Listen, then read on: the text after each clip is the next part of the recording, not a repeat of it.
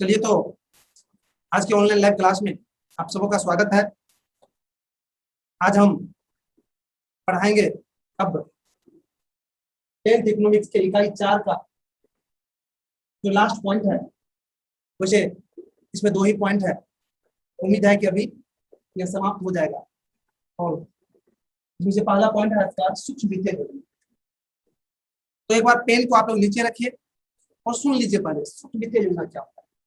सूक्ष्म मतलब छोटा होता है, वित्त मतलब रुपया पैसा, अर्थात वैसी योजना या संस्था जिसके माध्यम से छोटे पैमाने पर लोगों की वित्त की जो जरूरत होती है उसको पूरा किया जाता है, उसी को कहते हैं सूक्ष्म वित्तीय योजना।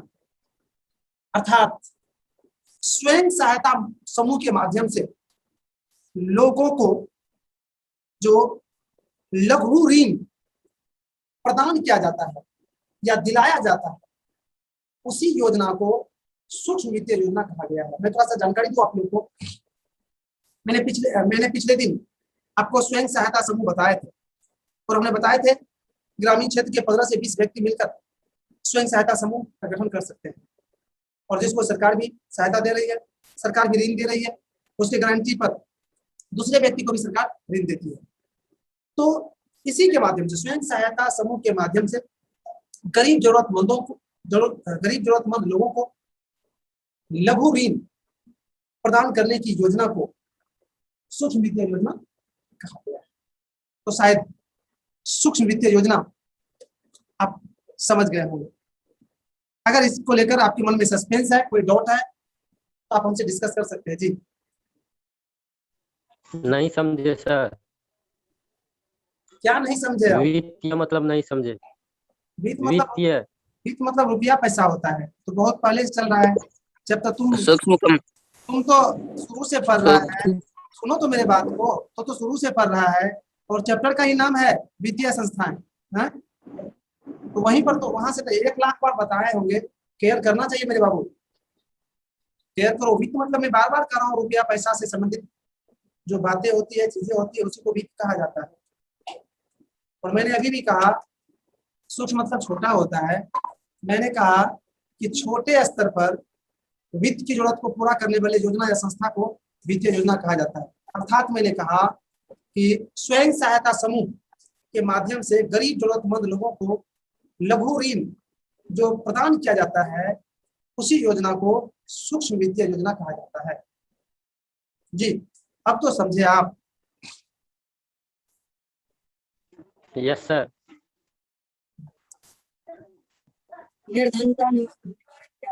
चलिए तो हम आगे बढ़ते हैं। आगे बढ़ने से पहले इसको आप लोग नोट कर लीजिए, लिखिए सूक्ष्म वित्तीय योजना।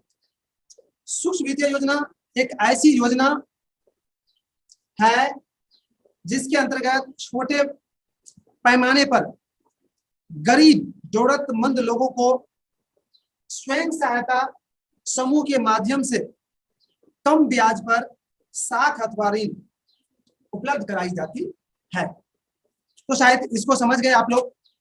अब हम आगे बढ़ते हैं और अगला पॉइंट, उससे प्रमुख उसमें तत्व होना चाहिए था, लेकिन इसमें से एक पॉइंट छूट गया है जो पीछे नहीं पढ़ा पाए थे हम। वो है आपको कि वित्तीय संस्था किसी भी देश का मेरुदंड माना जाता है। कैसे? नहीं था ना?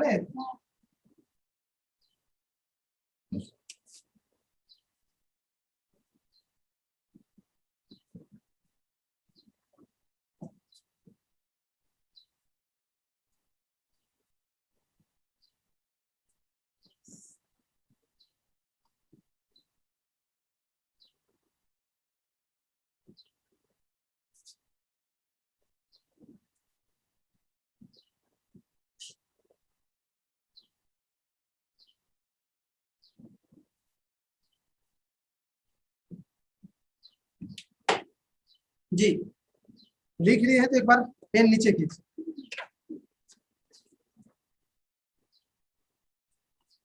देखिए एक बार पॉइंट क्या है आपका। कहता है वित्तीय संस्था किसी भी देश का मेरुदंड माना जाता है। मेरुदंड माना जाता है कैसे? उस इसमें मेन खिलाड़ी कौन है? मेरुदंड। आखिर मेरुदंड का क्या मतलब होता है मेरे भाई? मैं बता दूं, मेरुदंड का इंग्लिश होता है बैकबोन, और बैकबोन का हिंदी में होता है समान अर्थ रीढ़ की हड्डी। तो वित्तीय संस्था किसी भी देश का मेरुदंड अर्थात रीढ़ की हड्डी मानी जाती है। कैसे? तो थोड़ा सा रीढ़ की हड्डी की विषय बता दूं मैं। रीढ़ का हड्डी एक ऐसे हड्डी होते हैं जो आपके शरीर को तंदुरुस्त रखते हैं, चुस्त दुरुस्त रखते हैं, झुकने नहीं देते हैं। देखिएगा कोई कोई जो एज हो जाता है, रीढ़ का हड्डी जब कमजोर हो जाता है तो क्या होते हैं? झुक जाते हैं, ऐसे झुक जाते हैं। इसका मतलब क्या हुआ? रीढ़ का हड्डी कमजोर हो गया। ठीक उसी तरह से कह रहा है कि वित्तीय संस्था किसी भी देश का मेरुदंड होता है, अर्थात वित्तीय संस्था अगर कमजोर हो गया तो देश झुक जाता है, जब वित्तीय संस्था मजबूत है तो देश टनाटन रहता है। अर्थात आप देखिए कि रीढ़ की हड्डी पर पूरी शरीर संतुलन बनाए रखते हैं, संतुलित रहते हैं, टनाटन रहते हैं। तो ठीक उसी तरह से वित्तीय संस्था अर्थात बैंक जिस देश में अच्छी रहती है, उस देश में लोगों को व्यवसाय करने के लिए, खेती करने के लिए, अन्य काम करने के लिए वित्त की जो आवश्यकता होती है वो आसानी से पूरी हो जाती है। परिणाम स्वरूप वह उचित विकास करता है। जब वह उचित विकास करता है तो देश को आय की प्राप्ति होती है, और जब आय की प्राप्ति होती है तो देश एकदम टनाटन रहता है, अर्थात वो झुकते नहीं। इससे स्पष्ट हो गया कि किसी भी देश का मेरुदंड वित्तीय संस्था होती है। जी, अगर इस पर कुछ डिस्कस करना है तो कर सकते हैं। मैंने अपने अनुभव के आधार पर, जानकारी के आधार पर मैंने इसको समझाने का प्रयास किया। अगर इस पर फिर भी डिस्कस करना है आपको तो कीजिए। जी सर, बैकबोन का हिंदी रीढ़ की हड्डी और मेरुदंड भी होता है। जी, पर्यायवाची शब्द हो गया। इंग्लिश होता है बैकबोन, मेरुदंड और रीढ़ की हड्डी दोनों पर्यायवाची हो। सर नहीं समझे, फिर से बता दीजिए। मेरे भाई क्या नहीं समझे वो बताइए, तब हम बताएंगे। मेरुदंड का मतलब फिर से एक बार सर बताइए। केवल झुकना ही होता है सर। मेरुदंड का मतलब कह रहे हैं रीढ़ का हड्डी होता है, और कहता है कि रीढ़ की हड्डी जिस तरह से शरीर को संतुलित रखते हैं, उसी तरह से वित्तीय संस्था अर्थात बैंक देश को संतुलित रखते हैं। अगर बैंक की स्थिति अच्छी रहती है तो देश की स्थिति अच्छी रहती है। हमने यही बताने का 5 मिनट में प्रयास किया था। जी अब बताइए। शिथिल का मतलब क्या सर केवल झुकना ही होता है सर। हाँ शिथिल का कहें? मतलब सर? हाँ, शिथिल का मतलब सर? वित्तीय का मतलब? शिथिल सर। आप ठीक से बोलिए ना, मुंह को थोड़ा मोबाइल के पास ले जाइए ना, नहीं सुनाई देता है। जी बोलिए। शिथिल सर। नहीं आवाज आ रहा है आपका, ईयरफोन में बोल रहे हैं क्या? ठीक से स्पष्ट आवाज नहीं आ रहा, घंगिया क्या आ रहा है? ठीक से बोलिए। मतलब सर? खिल का अर्थ बोलता है सर। सॉरी मेरे भाई, कोई स्पष्ट नहीं बोल रहे हैं, आप क्या कर रहे हैं नहीं कर रहे हैं। चलिए हम बढ़ते आगे। इसको मैंने समझाने का प्रयास किया, अब आप लोग इसको नोट कीजिए, लिखिए। वित्तीय संस्था किसी भी देश का मेरुदंड माना जाता है। कैसे? वित्तीय संस्था को किसी भी देश का मेरुदंड इसलिए माना जाता है क्योंकि जब वित्तीय संस्था मजबूत स्थिति में रहती है तब लोगों की वित्तीय जरूरत आसानी से पूरा हो जाती है, और फिर उससे देश का उचित विकास होता है।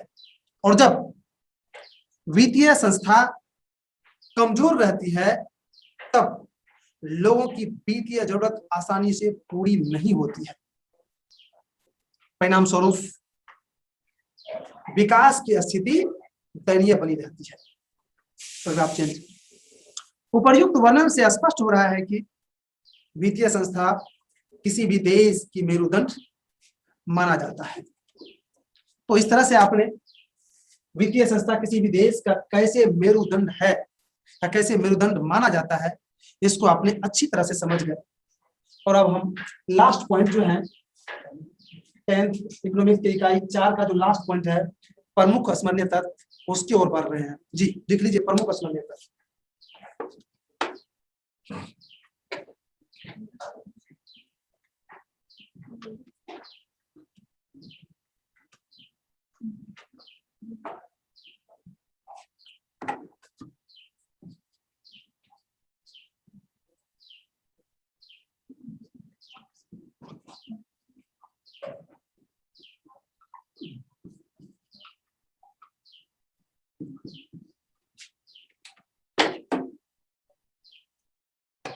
जी शायद सभी को मालूम होगा कि इस पॉइंट के अंतर्गत हम क्या पढ़ाते हैं। इस पॉइंट के अंतर्गत इस चैप्टर के जो महत्वपूर्ण ऑब्जेक्टिव है उसको लिखाते हैं, जो दो दृष्टि से आपके लिए महत्वपूर्ण है। एक तो बोर्ड की दृष्टि से, क्योंकि आपको मालूम है कि 50% अंक ऑब्जेक्टिव से ही रहता है बोर्ड में। साथ ही साथ कंपटीशन की दृष्टि से तो यह आपके लिए बहुत बड़ा अमृत है, तो इसलिए इसको संभाल के रखिएगा। 1 नंबर 2 नंबर नंबरिंग करके इसको लिखना है। लिखना शुरू करो मेरे भाई। प्रमुख अश्मीय तत्व के 1 नंबर, व्यावसायिक बैंक का राष्ट्रीयकरण 1969 ईस्वी में हुआ। भारत का केंद्रीय बैंक RBI है। नेक्स्ट, तीसरा नंबर में बिहार में 6842 प्राथमिक सहकारी कृषि साख समिति कार्यरत हैं। चौथा नंबर में क्षेत्रीय ग्रामीण बैंकों की स्थापना 1975 ईस्वी में हुआ। 5वां नंबर में देश में अभी 196 क्षेत्रीय ग्रामीण बैंक है। 6ठा नंबर में 1935 ईस्वी में भारत में रिजर्व बैंक ऑफ इंडिया की स्थापना हुई। 7वां नंबर में स्वयं सहायता समूह में लगभग 15 से 20 सदस्य होते हैं। तो इस तरह से मेरे भाई 10th इकोनॉमिक्स के चौथा चैप्टर को हमने खत्म कर दिया। अब नेक्स्ट दिन से अगला चैप्टर हम शुरू करेंगे, और आज समय भी समाप्त हो रहा है और मेरा जो टारगेट था उसको भी हम क्रॉस कर रहे हैं। अतः आज के क्लास को हम यहीं पर विराम देंगे।